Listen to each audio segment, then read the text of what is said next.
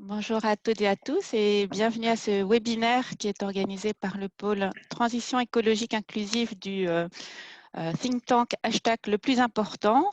Nous allons réfléchir aujourd'hui sur l'avenir pour les opérateurs ESS de la transition écologique à l'heure de la crise.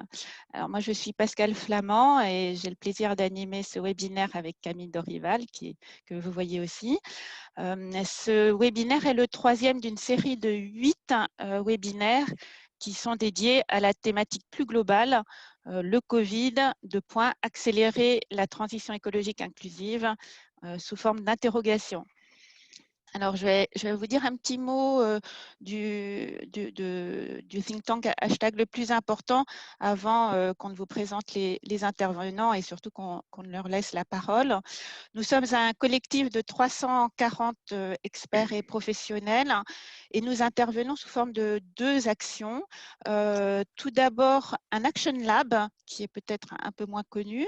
Nous accompagnons pro bono des acteurs de l'économie sociale et circulaire sous forme de coaching, d'accompagnement sur leur business plan ou autre. Nous avons d'ores et déjà accompagné plus de 35 projets ainsi. Et puis par ailleurs, donc le think tank qui, par le biais duquel nous formulons des propositions qu'on veut les plus concrètes possibles pour les pouvoirs publics et les acteurs du champ privé. Notre fil rouge, c'est le développement des capacités, des compétences des personnes dans notre société qui sont plus fragilisées et tout cela, bien sûr, en voulant promouvoir une société plus inclusive. Camille, je te laisse peut-être Oui, présenter nos intervenants. oui, bienvenue à tous donc pour ce débat sur l'avenir des opérateurs ESS de la transition écologique à l'heure de la crise du Covid-19. Donc les acteurs de l'ESS, les associations, les mutuelles, les coopératives sont très présents dans le secteur de la transition écologique. Et on peut se demander si la crise du Covid-19 a fragilisé ces acteurs, ce qui pourrait avoir un impact sur leur activité future, mais on peut aussi imaginer que la crise du Covid a renforcé leur détermination à agir en faveur d'une transition écologique et solidaire. Auquel cas, qu'est-ce que cette crise a changé dans leur stratégie d'action et dans la façon dont elles voient l'avenir? Donc on va en débattre avec 3 intervenants. D'abord, Christophe Itier, qui est haut-commissaire à l'économie sociale et solidaire et à l'innovation sociale. Et Christophe Itier, auparavant, vous avez notamment dirigé la Sauvegarde du Nord, qui est une association médico-sociale, et vous avez présidé le MOVES, le Mouvement des entrepreneurs sociaux, avant de devenir haut-commissaire. Fanélie Carré-Comte, vous êtes secrétaire générale et directrice de la coopération de la SIC ENERCOP. Vous aviez auparavant mené une carrière politique puisque vous avez notamment été député socialiste du 20e arrondissement de Paris, après avoir milité notamment à l'UNEF et à la LMDE. Et puis vous avez notamment été aussi délégué général de l'ESPER pendant 2 ans. C'est une association qui milite pour mieux faire connaître l'économie sociale et solidaire à l'école, au collège et au lycée. Et enfin, Jean-Louis Bancel, qui est président du groupe Crédit Coopératif. Et Jean-Louis, vous êtes également président de COPFR, qui fédère toutes les formes de coopératives en France. Et vous êtes aussi administrateur de l'Alliance coopérative internationale. Et vous avez été, notamment, avant de faire carrière au Crédit Coopératif, vous avez également été directeur général de la Mutualité française, qui regroupe les mutuelles de santé. Alors, on va commencer par un tour de parole de chacun qui sera suivi par une série de questions que les spectateurs pourront poser tout au long du débat en les écrivant dans le chat. Donc, chers amis spectateurs, je vous incite au fur et à mesure que les questions vous viennent, à les écrire dans le chat. Et ensuite, Pascal et moi, dans la deuxième partie du webinaire, seront vos porte-paroles pour poser vos questions à nos intervenants.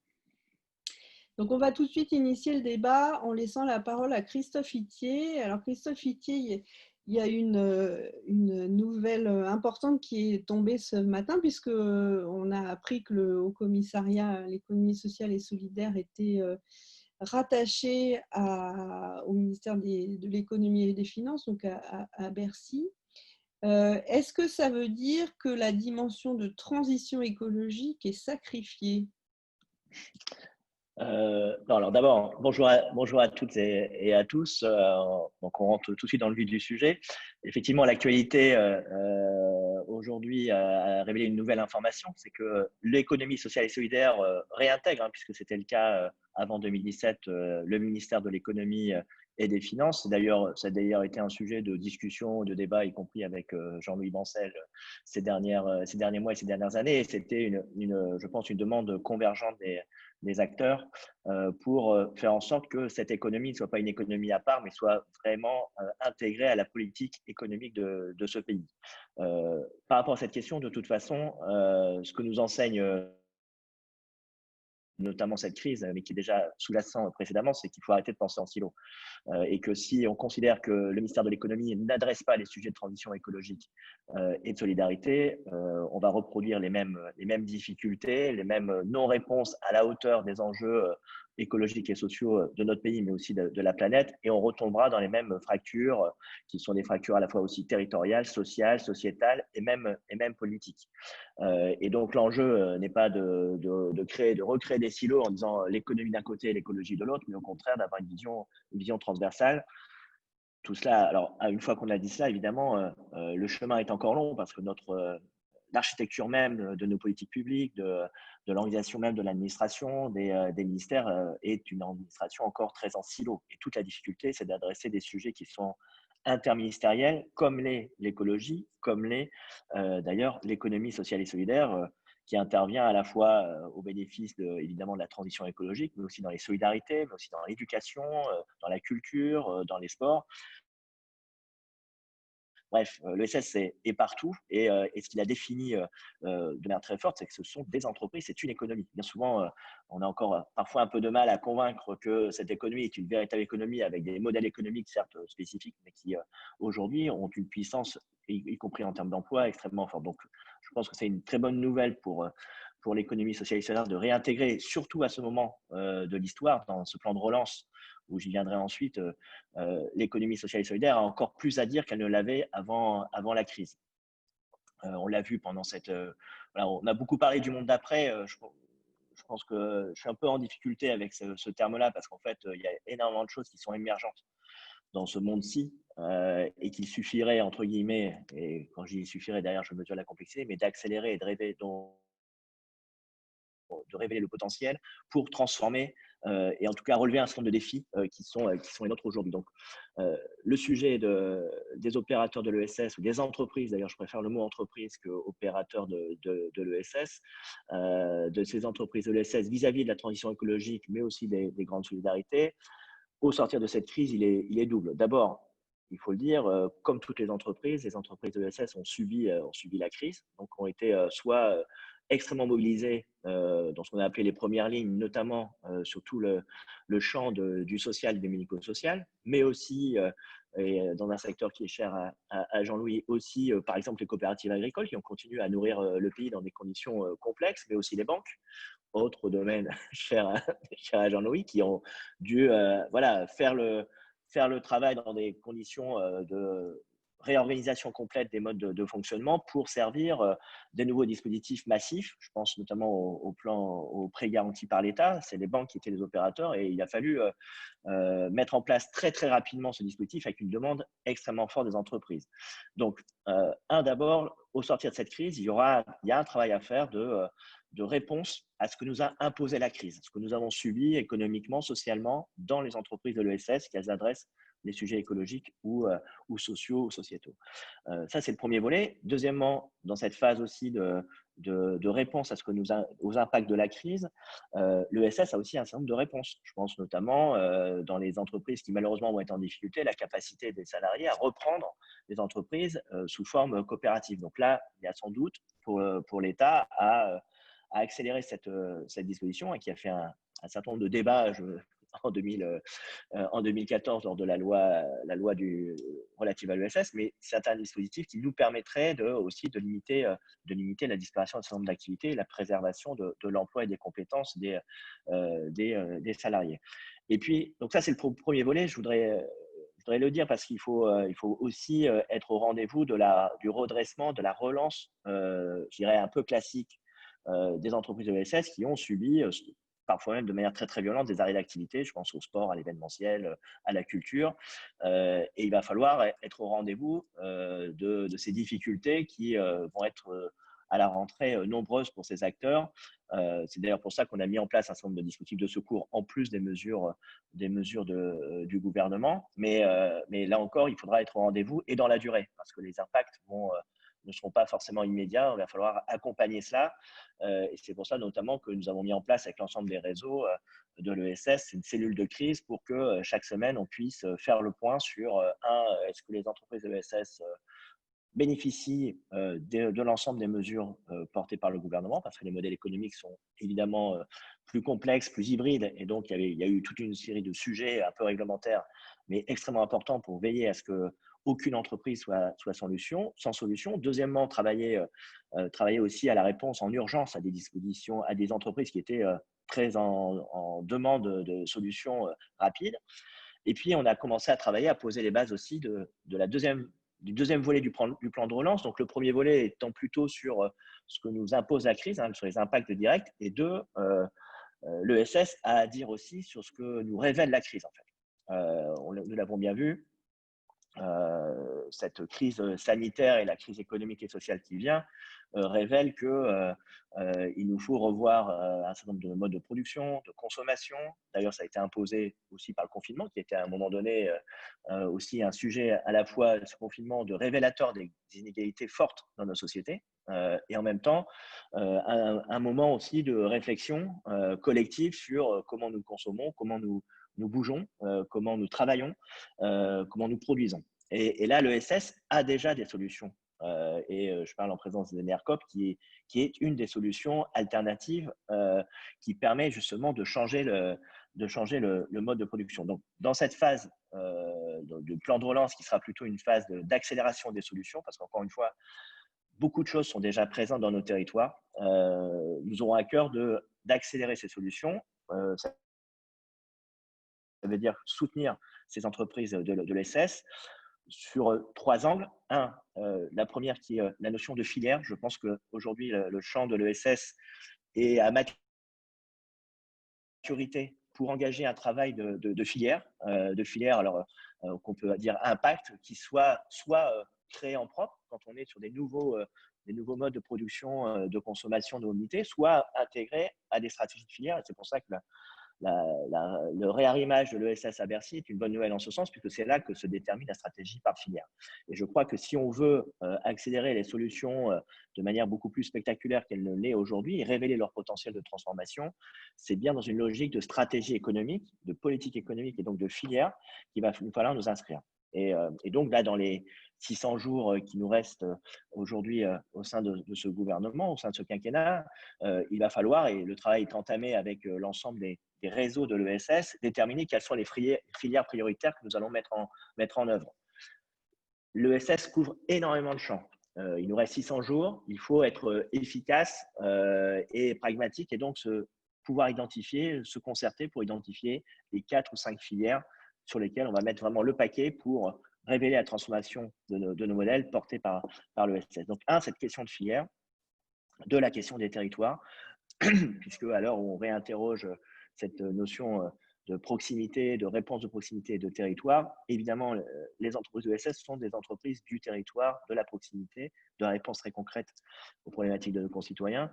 Et donc, il va falloir aussi soutenir ces démarches territoriales pour que les écosystèmes puissent accompagner le développement de ces filières. Et puis, in fine, la question de l'emploi, qui va être au cœur de nos sujets de la rentrée. On sait que nous allons vivre un moment douloureux en termes de destruction d'emplois. Or, cette économie, elle l'a déjà révélé par le passé, est une économie résiliente qui a su résister mieux que d'autres à la crise de 2008. Là, le choc va être plus violent, mais elle a des réponses à apporter pour créer des emplois rapidement, d'où la notion de filière, et des emplois locaux non délocalisables dans les territoires. Et donc, cette capacité de résilience de l'ESS doit être complètement mise au service de cette relance. Donc, c'est à la fois, comme pour toute l'économie et la société, nous rentrons dans une période difficile, hein, où on sait qu'il va y avoir des combats à mener, mais en même temps, l'ESS est porteuse de solutions de transformation de nos modes de production, de consommation, de logement, de mobilité dont nous avons besoin. Et ces besoins ont été particulièrement révélés pendant la crise. Cette capacité à adresser les territoires et à y apporter de la résilience, hein, on le voit sur des tas d'expérimentations, enfin de réalisations même, qui ont été portées par exemple à Romans-sur-Isère, qui a connu une vraie catastrophe industrielle et sociale sur l'industrie de la chaussure, et qui aujourd'hui devient un territoire de grande innovation reconnu par l'État. Donc on voit bien que l'ESS, avec d'autres, avec des entreprises, avec l'ensemble du tissu économique, les collectivités, est en capacité de recréer une dynamique. Et c'est ce que nous allons avoir besoin là dans les mois qui viennent. Et puis par ailleurs, c'est une réponse aussi à l'emploi notamment des jeunes qui de plus en plus se tournent vers cette économie. Donc évidemment des risques, comme pour tout le secteur économique de ce pays, mais aussi un énorme potentiel qui doit nous permettre non seulement de révéler le potentiel de l'ESS, mais aussi d'irriguer l'ensemble de l'économie de ce pays, à l'heure où beaucoup d'entreprises se posent des questions existentielles sur leur raison d'être ou éventuellement même se dotent de missions. Je pense que l'ESS peut accélérer ce processus vers une économie qui enfin réaligne l'écologie, la performance économique avec l'écologie et le social, puisque c'est de cela dont il s'agit. Il faut sortir de ces logiques de silo pour revenir à votre première question. Et donc, en tout cas, c'est la mission qui sera la mienne demain au sein du ministère de l'économie, que de faire en sorte que cette ESS, alors je dirais pas viralise l'économie, parce que ça serait mal à propos en ces temps, mais en tout cas pollinise l'ensemble, irrigue l'ensemble de l'économie, parce que nous sommes aussi dans ce momentum où l'économie, y compris classique, voit bien que pour adresser les jeunes et les attirer, y compris, et les fidéliser, il va falloir parler autre chose que de simplement du profit. Donc, beaucoup de risques, mais aussi beaucoup d'opportunités pour l'ESS au service de la transition écologique et solidaire. Merci. Juste une question avec une réponse, si possible, assez courte, mais Comme d'habitude, hein, je fais toujours des réponses courtes. Hein. On commence à vous connaître. Sur la question du levier financier, qui est quand même un levier important de soutien aux acteurs de l'ESS, notamment dans la transition écologique, mais pas seulement, mais en tout cas de soutien important aux transitions que le président appelle de ses voeux. Qu'est-ce que vous pouvez dire à la fois des financements publics et des financements privés pour les acteurs de ce secteur? Alors, je ne pourrais pas annoncer grand-chose, puisque tout ça étant soumis encore à arbitrage, et d'ailleurs, les arbitrages commencent dès la semaine prochaine, mais en tout cas, il y a une volonté de soutenir à la fois sur des fonds publics, mais aussi en attirant davantage d'investisseurs privés cette économie. Il faut absolument que nous passions à l'échelle aussi à ce niveau. On a une série d'initiatives qui seront prises dans les mois qui viennent pour faire en sorte qu'effectivement cette économie ait tous les moyens, à la fois ce que doit faire l'État, c'est-à-dire mieux soutenir ou plus soutenir l'ingénierie territoriale, par exemple, plus soutenir les accélérateurs et les incubateurs, qui sont ceux qui vont accompagner les créations d'entreprises et l'accélération des entreprises, mais aussi accompagner des acteurs qui ont des modèles économiques qui sont moins assis sur le marché, mais qui sont tout à fait essentiels et qui sont plus assis y compris d'ailleurs sur la commande publique, qui est aussi un des sujets majeurs de ce plan de relance. Comment les entreprises de l'ESS ont accès beaucoup plus fortement à la commande publique partout dans ces nouveaux exécutifs qui vont s'installer, notamment dans les EPCI et les municipalités. Donc, voilà, une forte ambition. Et puis, nous avons un partenaire qui est la Banque des Territoires, qui accompagne aussi toutes les politiques de développement de l'État au bénéfice de l'ESS, avec qui nous sommes en négociation. Et là encore, voilà, encore une fois, je ne peux pas vous donner de montant parce que je ne suis pas autorisé. L'effort sera conséquent pour accélérer ces solutions, parce que tous ces mots que je viens d'énoncer, si derrière l'argent ne fait pas le bonheur, mais il y contribue quand même largement, y compris dans l'ESS. Il faut quand même des moyens financiers pour accélérer ces entreprises et les solutions qu'elles portent. Alors, la question qui a été posée là sur les financements, c'est une transition toute trouvée pour donner la parole à Jean-Louis Bancel, président du groupe Crédit Coopératif. En tant que banquier, financeur, quelle est votre vision de la question? Bonjour à tous et merci de m'avoir invité. C'est un plaisir d'intervenir et en particulier après le haut commissaire qui a resitué un certain nombre de choses.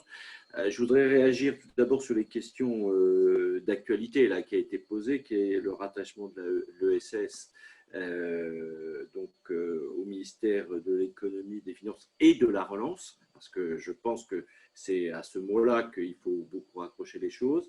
J'allais faire ce petit mot d'esprit qui est ça prouve que Dieu sait écrire droit avec des lignes courbes. Et donc, sur ce point, en tout cas, ce qui me paraît important, c'est de ne pas avoir des visions d'opposition. Et d'une certaine façon, c'est une manière peut-être pour les pouvoirs publics de répondre à ce qu'a énoncé le Conseil supérieur de l'économie sociale et solidaire, ou à l'initiative du haut-commissaire d'ailleurs. On a fait des propositions pour un plan de relance de l'économie sociale et solidaire, et d'une certaine façon, on a été entendu. Dans ce plan, il y avait des dimensions, je l'ai sous les yeux, il y a des dimensions très importantes liées aux questions des défis climatiques, des défis écologiques, etc. Mais comme l'a rappelé Christophe Itier, n'oublions pas que la question sociale reste la question numéro 1 aussi en termes de temporalité. Ce n'est pas pour que les autres soient moins importantes, mais les questions d'inégalité, d'accès, bien sûr, du point de vue des droits sociaux, ou demain aux questions d'emploi sont importantes. Deuxièmement, je voudrais juste souligner, puisque j'ai l'occasion de m'exprimer, que les pouvoirs publics ont été très efficaces, très à l'écoute, très efficaces vis-à-vis du monde de l'économie sociale et solidaire pendant la période de confinement, la période de crise. Et je voudrais juste l'illustrer par un sujet où je pense qu'on a tous œuvré très utilement en faveur de l'économie sociale dans le domaine financier, qui a été la capacité de faire reconnaître les associations comme des entreprises pour les prêts garantis par l'État. Ça a été un travail rapide, aux normes habituelles de l'administration, en tout cas, efficace, et une très bonne conjonction d'activités entre, en tout cas, les banques, et en particulier les banques coopératives, et les pouvoirs publics. C'est aussi un point sur lequel je voudrais insister. Maintenant, je vais passer, bien sûr, à l'aspect après. Comme l'a dit Christophe Itier, donc on a beaucoup entendu cette question du monde d'après pendant le confinement, etc. Et heureusement qu'il y a de l'espoir qui nous fait vivre les uns et les autres. Mais comme je le dis souvent, le monde d'après, il ne va pas arriver tout seul. Il faut le faire advenir. Et le faire advenir, ça veut dire s'engager, agir. On a parfois besoin d'un cadre, et c'est le rôle des pouvoirs publics. Mais ce cadre ne fait pas tout. Pareil, nous aurons besoin, et c'est le banquier qui parle, que la finance accompagne. Et c'est important que là aussi, donc dans le plan de relance voulu par la France, je voudrais qu'on n'oublie pas la dimension européenne. Je sais qu'aujourd'hui se tient le sommet des chefs d'État et de gouvernement sur cette question. Et je sais que les pouvoirs publics français seront attentifs à embarquer tout le monde dans le plan de relance européen, y compris donc l'économie sociale et solidaire. Je voudrais mobiliser un point important qui est la question de la finance citoyenne.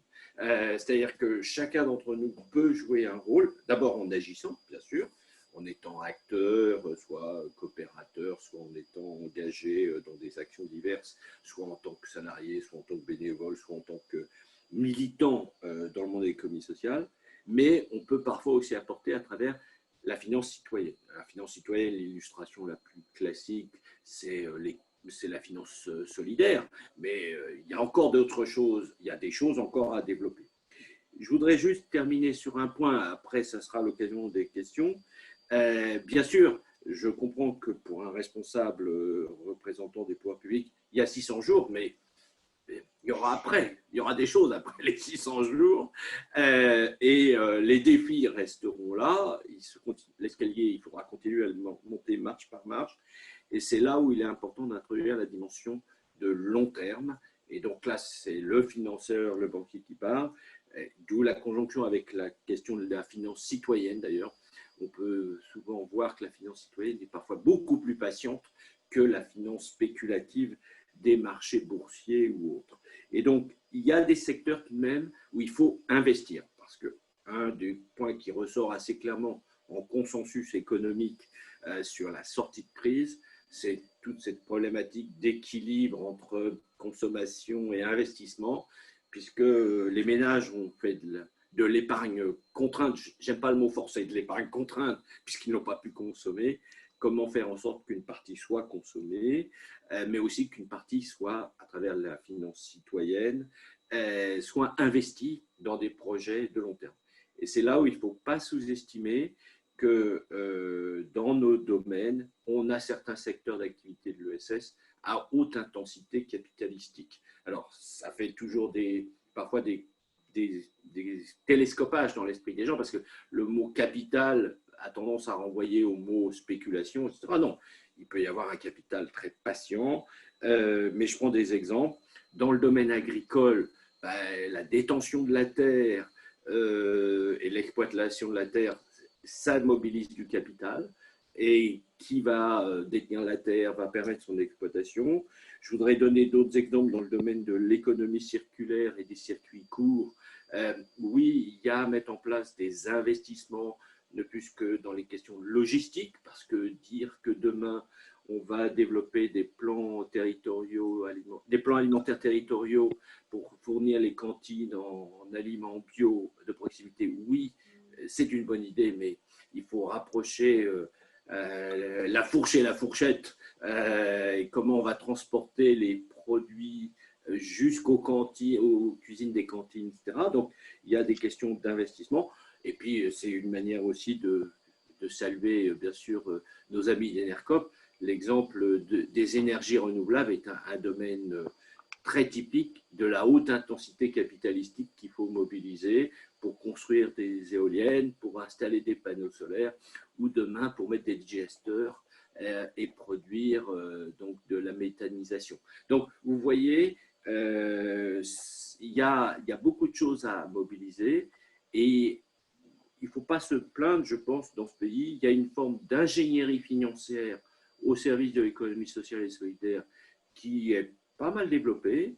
Bon, je suis assez illustratif, je pense, à travers ma banque et mon groupe, mais il y en a d'autres. Hein, je veux dire, je n'ai aucun monopole dans cette affaire.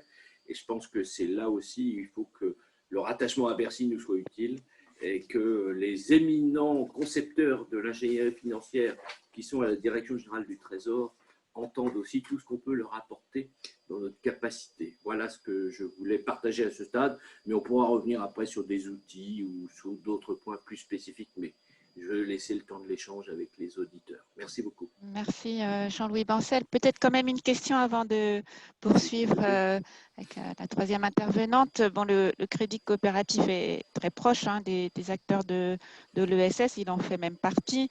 Vous évoquiez les structures qui sont à très forte intensité capitalistique de par leur activité.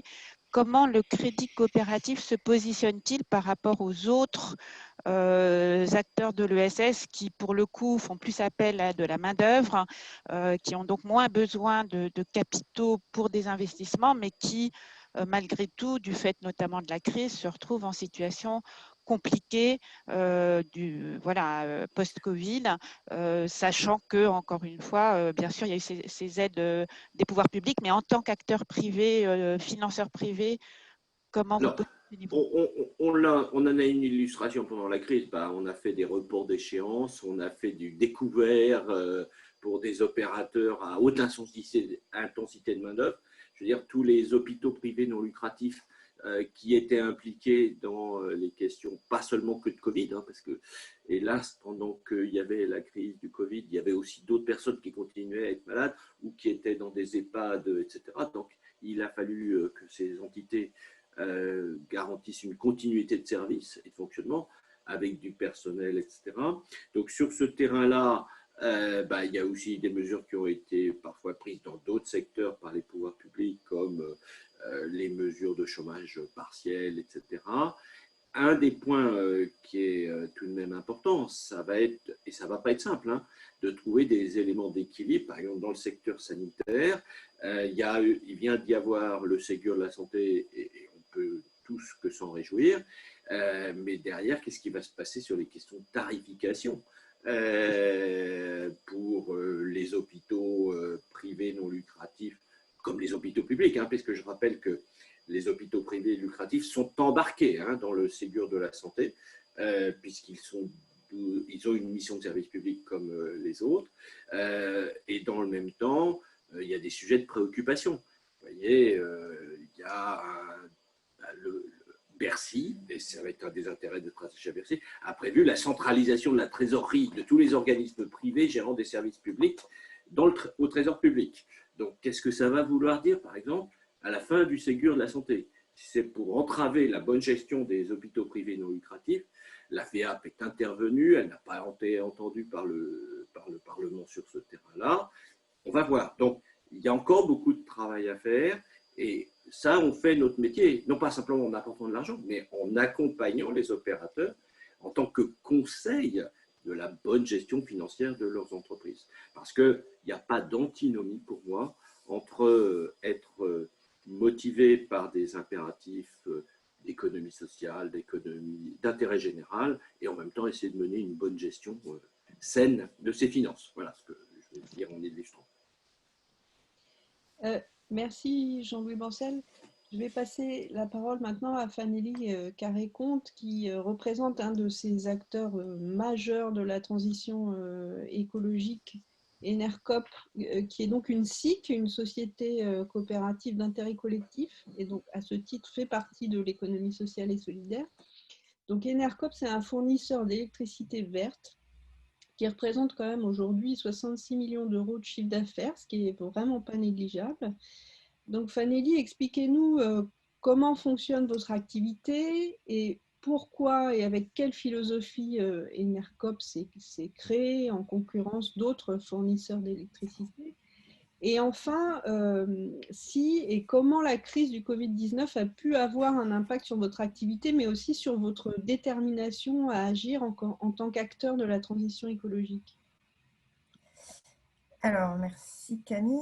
Bonjour à toutes et à tous. Merci beaucoup pour l'invitation. Effectivement, je vais donc poursuivre un peu cet échange à travers un témoignage d'acteurs. Donc, quelques mots d'abord de présentation des Enercop pour que vous compreniez bien effectivement d'où je parle et comment se caractérise notre activité. Initialement, j'avais prévu quelques slides, mais je me dis que peut-être que je vais le faire comme ça parce que ça nous permettra de garder plus de temps pour le débat et l'échange. Donc, Enercop, c'est effectivement un fournisseur d'électricité qui a été créé en 2005 au moment de l'ouverture à la concurrence du marché de l'électricité, donc quand EDF a perdu le monopole de la fourniture d'électricité pour les particuliers et les professionnels. Et à ce moment-là, un certain nombre d'acteurs issus du monde de l'économie sociale et des ONG environnementales se sont dit on va pouvoir créer à cette occasion un fournisseur d'électricité alternatif qui donc fait la promotion d'un système basé sur de l'électricité 100% renouvelable, géré de manière décentralisée, avec une forte logique de réappropriation citoyenne des questions énergétiques. Et donc, Enercop a été créé à cette occasion-là. Nous avons 15 ans donc, cette année.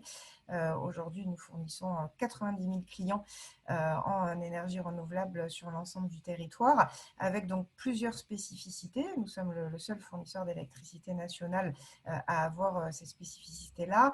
Donc la première, c'est notre offre, puisque donc nous fournissons de l'électricité 100% renouvelable en contractualisant en direct avec des producteurs d'énergie renouvelable, hydraulique, solaire, éolien, 307 producteurs aujourd'hui sur le territoire. Cette notion de contrat direct, elle est importante puisque la plupart de nos concurrents vont acheter en fait de l'électricité sur le marché et la revendre aux consommateurs. Nous, nous contractualisons en direct et donc nous pouvons garantir à nos consommateurs la traçabilité de leur facture d'électricité en leur disant voilà les producteurs producteurs que vous soutenez à travers Enercop, avec également une logique de juste rémunération des producteurs d'énergie renouvelable.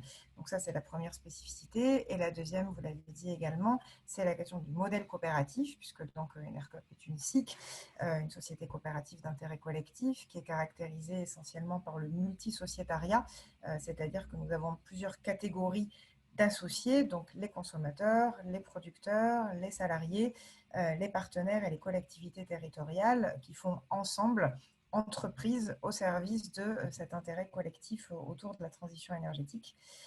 Et puis au-delà de ça, Enercop, c'est un réseau en fait de coopératives, puisque nous avons donc une coopérative nationale et 10 coopératives locales, puisque la question de l'ancrage territorial, le circuit court de l'électricité entre consommateurs, producteurs, partenaires est un élément essentiel de notre projet, d'où ce fonctionnement en réseau, donc de 11 SIC qui portent ensemble le projet Enercop. Donc voilà pour présenter un petit peu rapidement notre activité. On pourra revenir sur des questions plus spécifiques si vous en avez. Comment nous, on a vécu cette crise et comment on vit encore cette crise, hein. Donc, on a évidemment été fortement impacté, comme l'ensemble des acteurs, mais en tant que fournisseur d'électricité, donc on a été fortement impacté au plan économique par plusieurs facteurs à l'occasion de la crise Covid et de ses conséquences, sur plusieurs mécaniques, hein. D'abord parce qu'on a eu une baisse importante de la consommation de nos clients, en particulier les clients professionnels, une nécessité d'accompagner en particulier nos clients professionnels qui pouvaient avoir des difficultés de paiement, des risques d'impayés, donc une nécessité de mettre en place des logiques d'accompagnement et de facilité, une diminution du rythme des souscriptions commerciales, alors même si aujourd'hui on est revenu à des choses qui étaient à peu près normales d'avant le confinement, mais au début on a eu un fort impact là-dessus, et donc cette situation aura évidemment un impact sur nos résultats, sur notre compte de résultats en 2020, qu'on n'a encore pas pu chiffrer précisément, mais on sait que cet impact existera. On a bénéficié à cette occasion-là du soutien d'un certain nombre de dispositifs étatiques. Dire aussi également que nous sommes lauréats du programme French Impact qui a été mis en place par le commissariat à l'ESS, et que dans ce cadre, avec Christophe Itier et ses équipes, on a été tenus informés très régulièrement de tous les dispositifs qui étaient mis en place par l'État. On a bénéficié notamment du dispositif de chômage partiel pour près de la moitié de nos équipes, qu'on a mis en place avec maintien de salaire pour nos équipes. Et on a également bénéficié d'un prêt garanti par l'État contracté auprès du Crédit Coopératif. Donc nous sommes en famille à travers ce webinaire, et donc nous avions fait une bonne année en 2019 et des bons résultats qui nous permettent d'aborder la suite le mieux armés possible, mais évidemment on sera, comme tous les acteurs, fortement impactés par la situation. Et alors peut-être pour finir, vous dire au-delà de ça, quelles conclusions et quelles conséquences nous on tire de la crise que nous vivons actuellement. Parce qu'avec nos équipes, on a passé beaucoup de temps à analyser aussi ce qui se passait, à se demander un peu de quoi est-ce que cette crise que nous traversons est le nom. Et en fait, il se trouve que les causes de cette crise sanitaire et des crises économiques et sociales qui ont suivi ont mis en lumière en fait autant de dysfonctionnements contre lesquels on se bat à travers le projet Enercop depuis en fait sa création, hein, que ce soit la lutte contre la destruction de la biodiversité, le fait de faire changer cette économie mondiale qui est aujourd'hui très fragilisée par sa dépendance au pétrole, par une mondialisation dérégulée, par une économie davantage tournée vers la recherche du profit que le soutien à l'intérêt général. Et donc de ce point de vue-là, ce qu'on vit aujourd'hui, ça a renforcé finalement notre détermination à agir à travers le projet d'Enercop pour développer un certain nombre de nos orientations stratégiques. Et je vais citer 3 exemples rapides. Le premier exemple de ce renforcement de cette détermination, c'est évidemment la nécessité d'accélérer la transition énergétique. Jean-Louis Lancel et Christophe Itier en parlaient tout à l'heure, par le développement de nouveaux projets de production d'énergie renouvelable sur les territoires, dans une démarche de relocalisation et de réappropriation citoyenne des questions énergétiques. Enercop, je vous l'ai dit, on contractualise avec des producteurs en direct, mais on fait aussi, on œuvre à faire sortir de terre des nouveaux projets d'énergie renouvelable, soit par le biais de tarifs de soutien particuliers, soit en étant nous-mêmes un producteur. C'est un axe de développement aujourd'hui pour nous. Donc voilà, évidemment, cet axe-là, il est encore plus renforcé aujourd'hui. Le deuxième axe que je voulais évoquer, il vous intéressera, je pense, sur la dimension économie inclusive que vous avez évoquée dans votre think tank le plus important, c'est la question de la lutte contre la précarité énergétique, puisque je crois que le confinement a malheureusement aussi mis en lumière les effets dramatiques du mal logement pour un trop grand nombre de familles aujourd'hui. Et donc la question de la lutte contre la précarité énergétique, c'est un axe de développement important pour Enercop. On a mis en place un fonds de dotation qui s'appelle Énergie solidaire, qui collecte en fait des dons de consommation pour financer des associations de lutte contre la précarité énergétique. Et donc ça fait partie là aussi des choses qu'on va accélérer dans les mois et années à venir. Et puis enfin, le dernier élément que je voulais citer, c'est pour nous la nécessité de renforcer le modèle coopératif et les partenariats entre coopératives, puisque nous croyons que pour transformer la société, il faut d'abord transformer l'économie et donc promouvoir des modèles économiques qui font passer l'intérêt collectif et la démocratie avant la profitabilité. Et donc de ce point de vue-là, on renforce d'une part les outils à destination de nos sociétaires. On a pu créer à l'occasion de nos assemblées générales, que malheureusement on n'a pas pu tenir en physique, un nouvel outil d'animation numérique de nos sociétaires. Aujourd'hui, le réseau Enercop, c'est 50 000 sociétaires, donc ça pose des questions d'animation démocratique sur cette échelle-là. Et donc, on a une nouvelle plateforme d'animation numérique du sociétariat. Et puis, on a un axe stratégique de développement de partenariats avec des structures coopératives dans d'autres secteurs d'activité autour de la transition, de manière à développer un écosystème coopératif. Par exemple, sur les questions d'alimentation, on travaille en lien étroit avec le réseau Biocop, ou la mobilité, où on va travailler avec des coopératives de covoiturage comme Mobicop, ou soutenir des nouvelles initiatives comme Railcop, une coopérative d'initiative ferroviaire dont vous avez peut-être entendu parler, qui est aussi une SIC, puisqu'on croit aussi que le modèle SIC est particulièrement fécond pour allier la relocalisation de l'économie et puis la refondation citoyenne de l'action publique. Donc, on continue à développer ces stratégies intercoopératives, aussi au plan européen. Ça fera plaisir à Jean-Louis Bancel, puisque ces enjeux-là, ils se portent aussi au-delà de nos frontières au plan européen. Voilà, je m'arrête là pour ne pas être trop longue. Mais merci. Peut-être juste une petite précision. Fanelli, vous avez dit tout à l'heure que Enercop avait 90 000 clients. Enercop a aussi 40 000 sociétaires. Comment on gère une coopérative qui a 48 000 sociétaires? Concrètement, la gouvernance, elle se passe comment? Donc oui, j'en ai un petit peu parlé dans mon intervention. Donc, il y a plusieurs éléments. D'abord, comme je vous l'ai dit, Enercop, c'est un réseau de coopératives. Donc, ces 50 000 sociétaires que nous avons aujourd'hui, ils se répartissent entre les différentes coopératives, chacune ayant son sociétariat, son conseil d'administration et tout ça fonctionnant en réseau. Mais ça pose évidemment une question d'animation et de taille. Par exemple, dans la coopérative nationale, on a un peu plus de 22 000 sociétaires, donc on voit bien qu'on est sur un vrai défi pour une pleine implication démocratique de tous ces sociétaires. Et ça, ça se gère de plusieurs manières. D'abord, ça implique qu'on y mette des moyens, en termes humains, en termes financiers aussi, en termes de développement.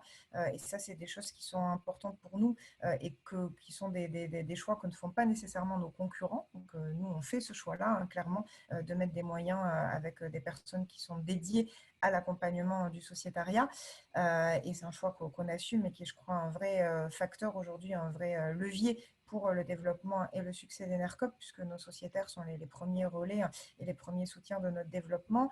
Et puis, ça implique enfin de développer des nouveaux outils. J'en ai un petit peu parlé, par exemple, notre plateforme qui s'appelle le Village Enercop, qu'on a créé à l'occasion de nos assemblées générales cette année, qui permet à tous nos sociétaires de se retrouver sur une plateforme d'animation numérique et donc de pouvoir interagir entre eux, de pouvoir faire du débat, de pouvoir avoir accès à des documents, de pouvoir organiser un peu des actions pour ces sociétaires ambassadeurs de notre projet, assister à des formations, porter le projet Enercop sur les territoires. Et donc, on innove à travers ces nouveaux outils pour permettre donc ce travail permanent d'implication et d'association de nos sociétaires dans le modèle. Merci. Merci pour les trois interventions. On va passer pour un quart d'heure de questions-réponses qui ont été postées. Une première question, je pense qu'elle est plutôt adressée à Christophe Itier, mais évidemment, si vous souhaitez intervenir, Jean-Louis ou Fanelli, bien sûr, vous le pouvez. Les acteurs de l'ESS, vous les avez présentés comme étant pardon, c'est moi qui introduis la question. C'est une opportunité, pardon, l'ESS est une opportunité, en tout cas c'est comme ça que vous la présentez, pour l'avenir. Et là, je reviens à la question exacte. Quels sont les secteurs de la transition écologique où les acteurs de l'ESS sont au top et les secteurs où ils sont trop absents? Alors, je ne sais pas si Christophe Itier est toujours connecté. Réactiver mon micro, voilà. Oui, encore une fois, il y a des secteurs où l'ESS est effectivement extrêmement présente. Si on prend uniquement l'aspect transition écologique, néanmoins, cette transition écologique, elle doit être accompagnée dans tous les secteurs. Ce n'est pas uniquement les entreprises qui adressent ce sujet de la transition écologique qui sont concernées par cette transition. Je viens moi-même du médico-social. On a aussi beaucoup à faire pour rendre nos entreprises médico-sociales, nos associations médico-sociales aussi plus impactantes positivement en matière de RSE. Donc, il ne faut pas juste voir dans le service délivré. Les entreprises de l'ESS, c'est quand même 10% du PIB, 200 000 entreprises, ont aussi leur contribution à faire pour changer leur modèle dans la gestion, si je parle encore une fois, quand je dirigeais une association médico-sociale, de la gestion du parc automobile, de leurs déchets. Et donc, les entreprises elles-mêmes doivent faire ce travail d'exigence à l'interne. Et parfois, parce qu'on est une entreprise de l'ESS, on se dit, finalement, on adresse déjà ces défis. Or, on peut très bien adresser un défi social de manière très efficace et en même temps être, sur le plan écologique, pas forcément très, très vertueux. Donc, il y a un travail à faire, comme toutes les entreprises, de faire pivoter les modèles. Après, pour répondre à la question, je pense qu'un des sujets en matière de transition écologique, c'est l'économie circulaire. L'ESS a été même la pionnière sur ce sujet. Ce sont les Emmaüs, les entreprises de l'ESS qui ont été les pionnières sur redonner une vie à un certain nombre de nos biens et de nos services. Et donc, aujourd'hui encore, cette économie sociale et solidaire est en avance de phase et permet même à des grands groupes qui sont maintenant soumis à des contraintes réglementaires de répondre à ces contraintes réglementaires et d'être plus efficaces, plus vite sur des enjeux notamment de réemploi et de recyclage, notamment vis-à-vis par exemple des invendus alimentaires. Des grands groupes de la grande distribution font des alliances désormais avec des entreprises de l'ESS qui sont en avance de phase sur ces sujets. Donc, il y a l'économie circulaire, sur lequel aussi d'autres filières sont à consolider. Et c'est l'enjeu d'ailleurs de la loi économie circulaire. Et on voit bien que l'ESS y est particulièrement présente. Il y a l'enjeu de la transition énergétique. Je ne dis pas parce qu'il y a une ERCOP présent, mais même si on est encore en deçà du potentiel d'inversement de tendance, nous avons un effort à faire sur les aspects énergétiques, à la fois sur fournir des énergies, mais aussi, on parle aujourd'hui en sortie de crise, par exemple, de la rénovation des bâtiments. Et les entreprises de l'ESS, certaines d'entre elles ont développé des modèles extrêmement vertueux qui permettent de faire cette rénovation thermique des bâtiments en accompagnant les locataires ou les propriétaires et en étant beaucoup plus extrêmement performants. Donc voilà pour citer sur la biodiversité.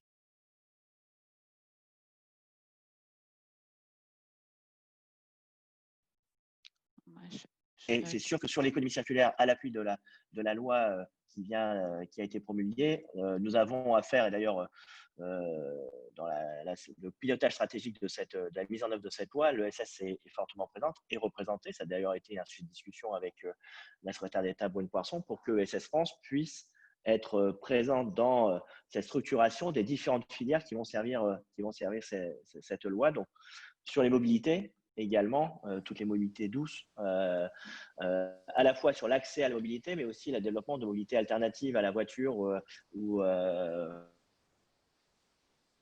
d'autres modes de transport carbonés. On a cité RICOP, que j'ai rencontré il n'y a pas très très longtemps, qui qui sont tout au début de leur projet, mais qui ont une forte ambition pour répondre à la fois à l'enjeu de mobilité, mais aussi de fracture territoriale et de basculer un certain nombre de nos transports par fret, de fret notamment de la route vers le rail, y compris sur les petites villes ou les villes de taille moyenne. Donc, l'ESS est présente partout, elle a des solutions partout. Ce n'est pas un hasard si Enercop est un des pionniers, parce qu'on veut accélérer ces solutions. Donc, on est qu'au début de l'histoire et la notion de filière doit nous permettre d'accélérer encore davantage. Je voudrais juste rajouter peut-être dans les terres complémentaires à explorer pour l'économie sociale. Il y a un secteur où ça a commencé à bouger et où l'économie sociale est présente par la forme juridique, mais où la prise en considération des questions écologiques doit se renforcer. C'est bien sûr le secteur agricole. Le monde des coopératives agricoles est très important. Ça bouge. Bon, pendant un temps, c'était un peu compliqué. Je pense que ce n'est pas simplement dans des logiques d'opposition qu'on va y arriver. Donc, quand je dis qu'il faut faire advenir le monde de demain, je pense qu'aujourd'hui, il y a une prise de conscience, et je connais bien nos amis, bien sûr, des coopératives agricoles. Bon, après, qui dit aussi intensité capitalistique, dit des bateaux assez lourds à manœuvrer. Hein. Je veux dire, quand il y a des investissements significatifs qui ont été faits, etc., quand bien même il faudrait changer de mode de production, etc., ne fût-ce que fermer et refaire et détruire ce qui existe, qui n'est pas bien, ça prend du temps, ça prend de l'argent, ça prend de l'énergie, au moins humaine, à défaut d'autres types d'énergie. Deuxième domaine qui me semble très important et dont on est tous conscients et sur lesquels il y a beaucoup de chemin encore à faire, c'est le monde du BTP. Là-dessus, bien sûr, il y a des acteurs, il y a quelques acteurs de l'économie sociale dans le monde du logement.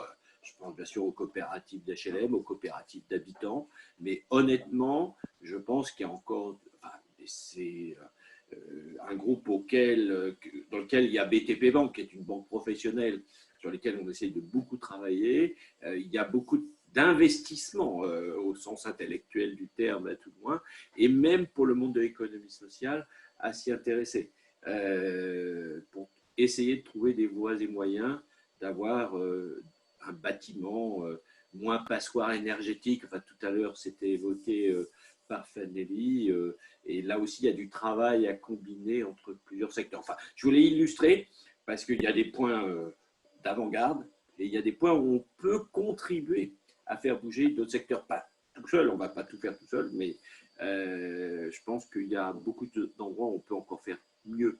Voilà ce que je voulais rajouter. Merci. Peut-être en complément, mais du coup, je vais m'adresser peut-être à Fanelli en priorité. Est-ce qu'il y a des besoins en formation qui sont identifiés spécifiquement pour accélérer le déploiement des solutions ESS en faveur de la transition écologique? Peut-être dans le cadre d'Enercop, vous avez identifié des besoins spécifiques?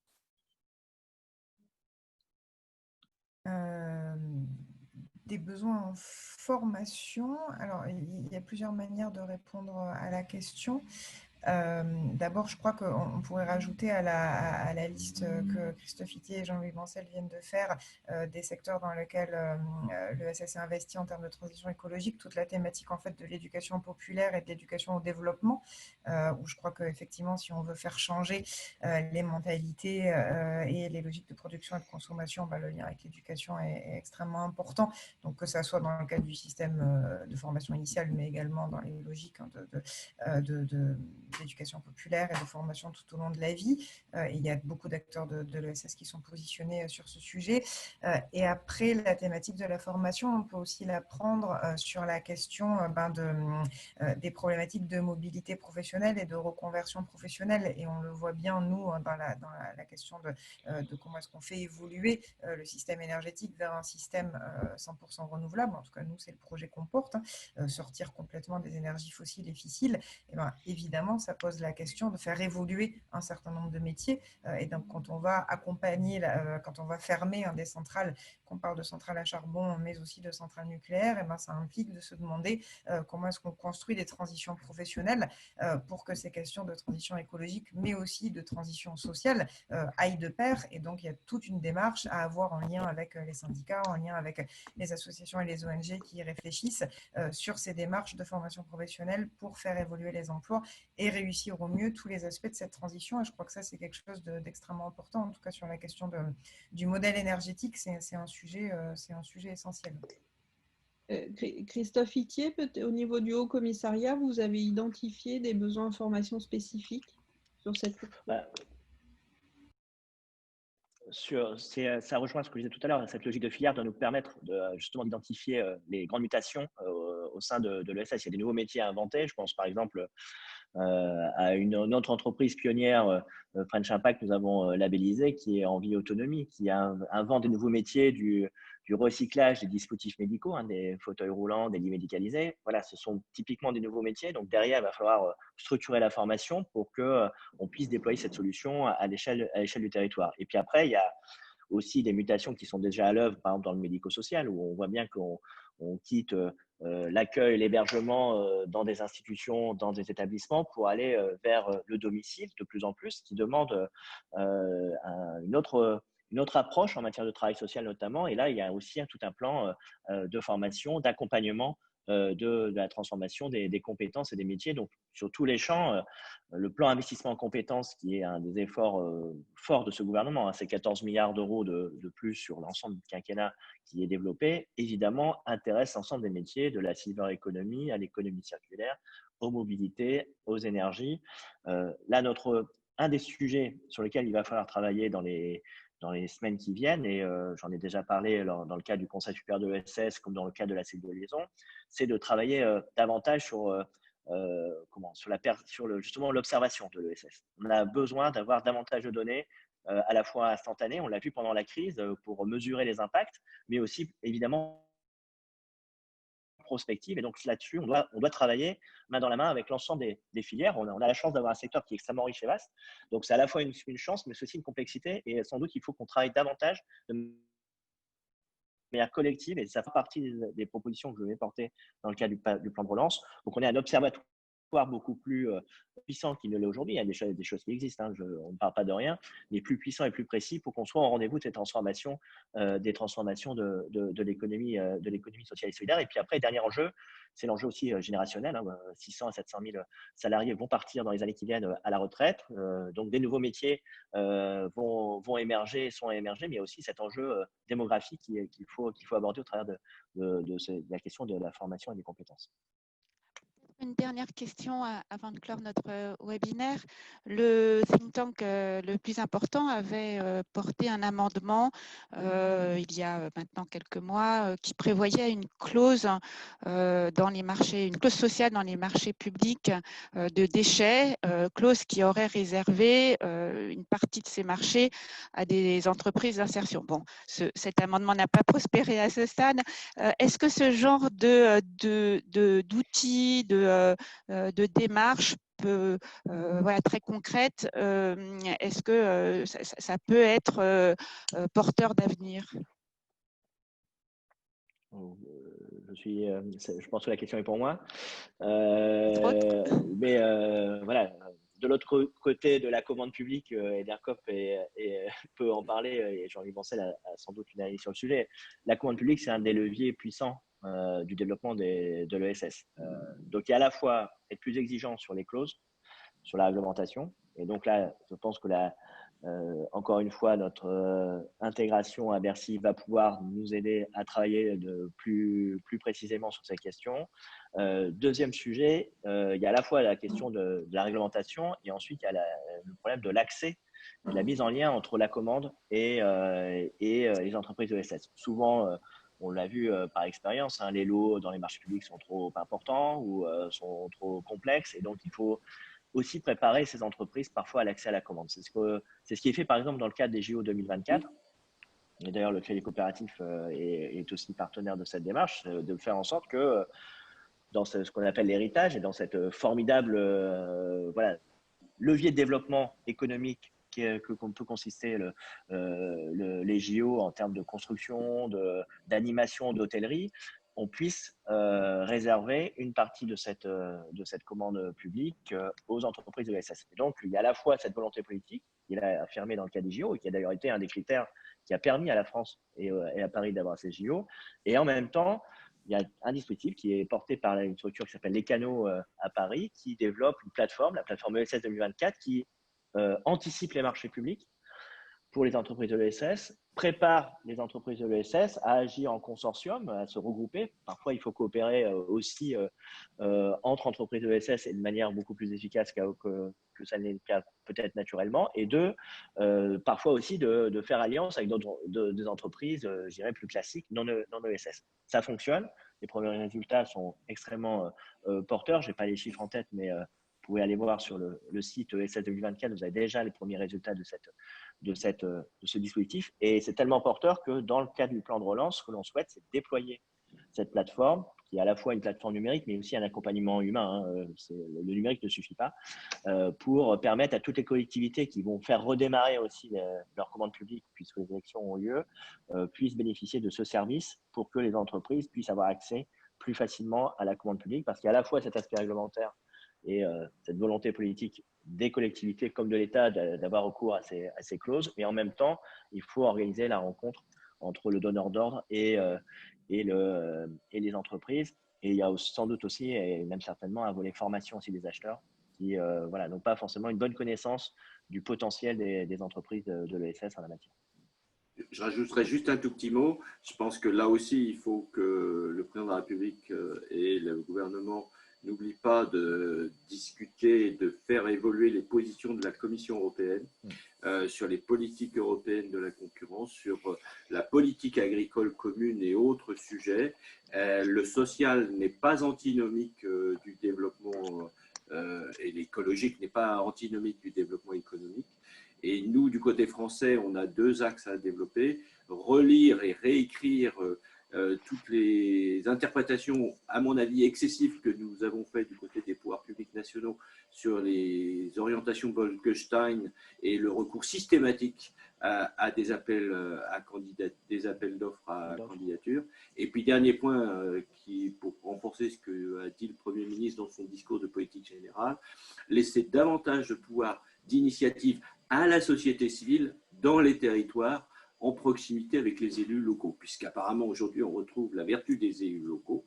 Laissons-leur des marges de manœuvre et surtout laissons à la société civile la possibilité de faire des propositions aux élus locaux. Je voudrais insister sur ces points-là. Merci. Merci beaucoup. Ça sera le mot de la fin. Merci à nos trois intervenants, Christophe Itier, Fanny Carré-Comte et Jean-Louis Bancel. Très bel été et puis évidemment à tous les participants, les auditeurs. Et on vous donne rendez-vous pour notre prochain webinaire le 25 septembre. Merci beaucoup. Merci beaucoup. Merci beaucoup. Merci, à bientôt. Au revoir.